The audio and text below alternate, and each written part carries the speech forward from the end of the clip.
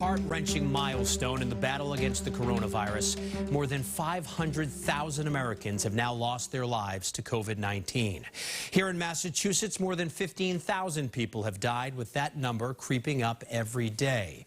Even with cases improving and more people getting vaccinated, the virus and its variants still pose a threat. President Biden marked the 500,000 mark with a moment of silence tonight outside of the White House. Ken MacLeod joins us now, and Ken, a somber day, but there is hope for the future. Yeah, David, tonight's brief speech by the president was vintage Biden as consoler-in-chief, referencing the tragedy in his own life and reaching out to families ravaged by COVID-19. He read the grim milestone off a card he carries daily. 500,071 dead.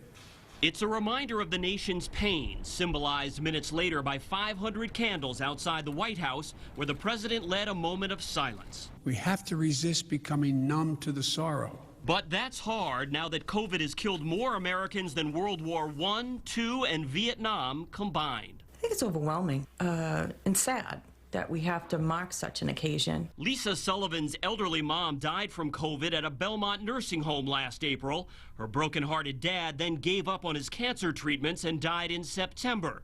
Lisa would rather not revisit the nightmare. I have a mother-in-law who's 82 years old, and I still cannot get her a vaccine. Her frustration with America's vaccination rollout is not unique, of course, and neither is her fear. And I think some people are going to catch this hideous disease and possibly die from it when there's a vaccine. That makes no sense to me. Indeed, experts at the University of Washington are projecting 90,000 more deaths by June 1st. Just last month, Jessica DeFossis lost her husband, a Norton police sergeant and father of 4.